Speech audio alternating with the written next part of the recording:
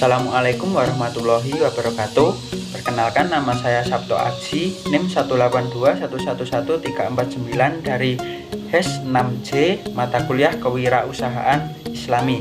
Di sini saya akan mempresentasikan mengenai ide bisnis saya tentang HEK Mini Mbok Sri.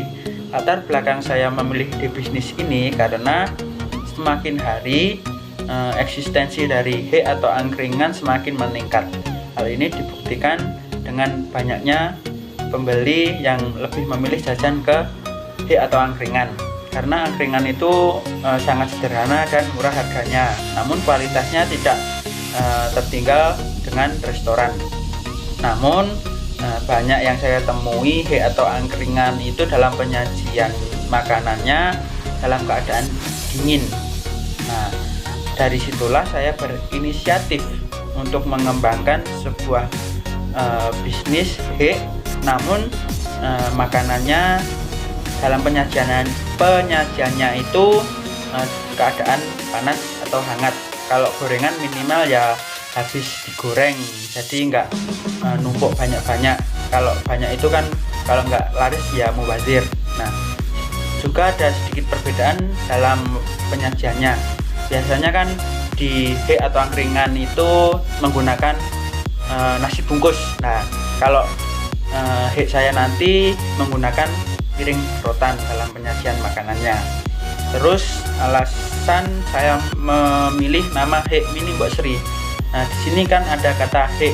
HEK itu terkenal akan unsur kesederhanaannya dan murah harganya. Yang kedua ada kata mini. Mini artinya kecil. Nah, walaupun kecil, tapi saya nanti berperan besar untuk mengisi perut para pembeli. Yang ketiga ada kata Mbok Sri.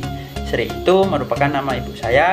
Nah, jadi dengan adanya nama ibu saya, semoga bisnis saya nanti menjadi sukses ke depannya dengan adanya peran doa orang tua, apalagi doa ibu yang selalu menyertai kepada anak. Yang selanjutnya ada logo dari HEK saya.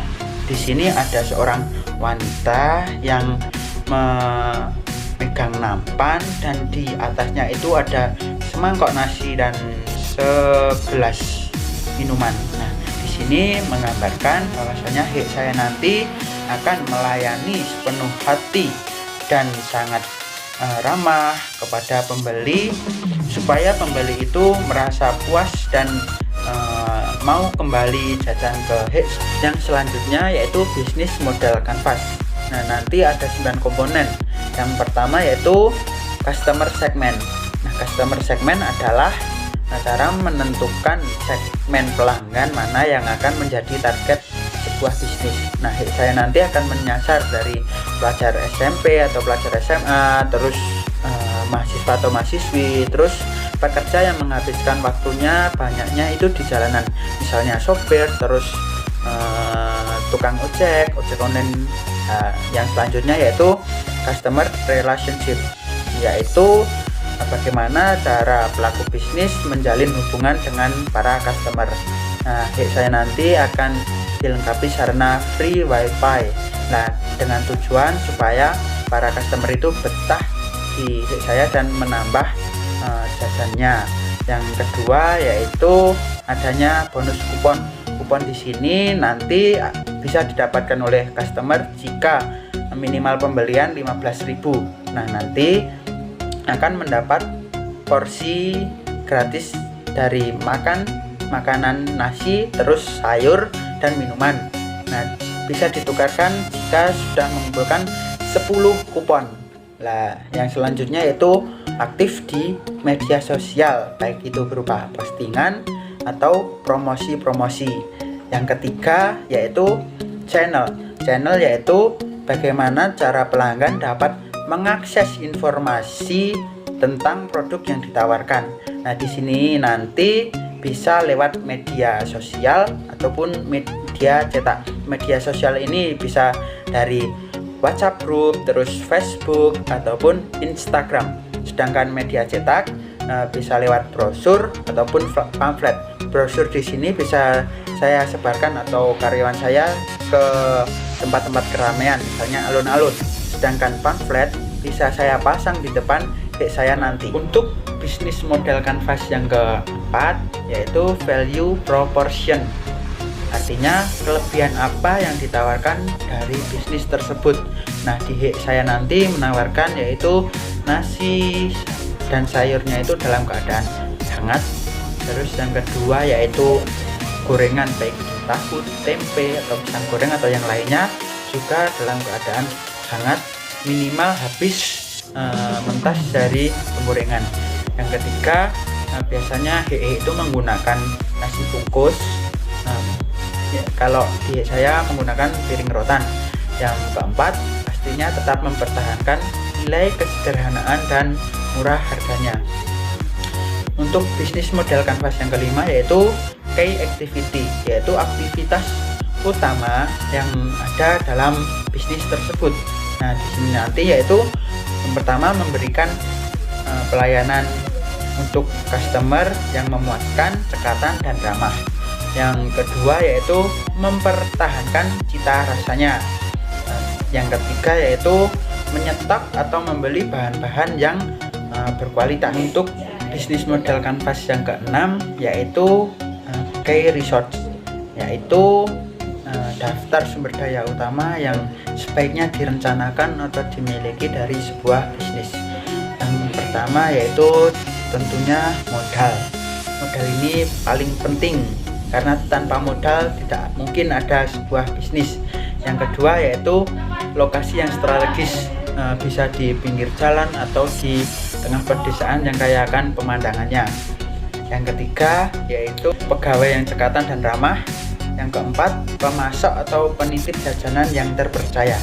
Yang ketujuh yaitu key partner, atau biasa dikenal dengan rekan kerja.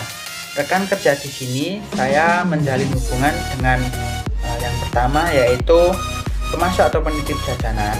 Yang kedua yaitu penjual tempe, tahu, pisang atau yang lainnya. Yang keempat yaitu petani padi. Petani padi di sini untuk membeli beras. Jadi saya membeli beras langsung ke petani padinya sehingga mengetahui kualitas padinya. Untuk bisnis model kanvas yang ke-8 yaitu cost. Cost merupakan struktur pembiayaan dalam suatu usaha. Nah, di sini nanti meliputi biaya untuk persiapan lokasi, baik itu untuk menyewa atau membeli sebuah ruko dan kelengkapan yang ada di dalamnya, misal meja, kursi atau yang lainnya. Yang kedua yaitu biaya untuk membeli alat pengolahan, misalnya gas, kompor ataupun alat masak yang lainnya. Yang ketiga yaitu biaya untuk membeli bahan baku untuk produksi. Yang keempat yaitu biaya untuk membayar upah karyawan. Terus yang komponen yang terakhir dari BMC adalah revenue stream. Nah, di sini merupakan bagian terpenting yaitu di mana dan dari mana suatu bisnis itu memperoleh pendapatan. Hal ini nanti meliputi dari modal awal, terus pendapatan. Yang ketiga yaitu biaya operasional. Yang terakhir yaitu menghasilkan sebuah laba bersih atau sebuah keuntungan. Nah, itu 9 komponen dari BMC. Selanjutnya yaitu mengenai strategi mendapatkan customer atau mempertahankan seorang customer supaya betah dan percaya kepada saya nanti. Nah, yang pertama yaitu cara mendapatkan seorang customer. Yang pertama yaitu aktif atau membuat sebuah akun sosial media, baik itu berupa Facebook maupun Instagram. Yang kedua yaitu mengajak teman dekat. Nah, setelah temannya itu mencicipi, nah mungkin nanti bisa mengajak teman yang lainnya. Yang kedua yaitu yang ketiga yaitu memasang iklan, baik itu berupa brosur yang bisa disebarkan ke tempat yang ramai ataupun di depan saya. Yang kedua yaitu tentang mempertahankan customer, yaitu dengan selalu aktif di media sosial dengan cara selalu mengupdate baik itu menu yang ada ataupun sebuah testimoni dari customer. Yang kedua yaitu selalu memberikan pelayanan yang memuaskan kepada customer supaya selalu jajan ke situ. Yang ketiga yaitu selalu mempertahankan cita rasa. Sekian dari saya. Bila ada salah kata mohon dimaafkan. Tetap jaga kesehatan dan jangan lupa makan. Terima kasih atas perhatiannya. Sekian, wassalamualaikum warahmatullahi wabarakatuh.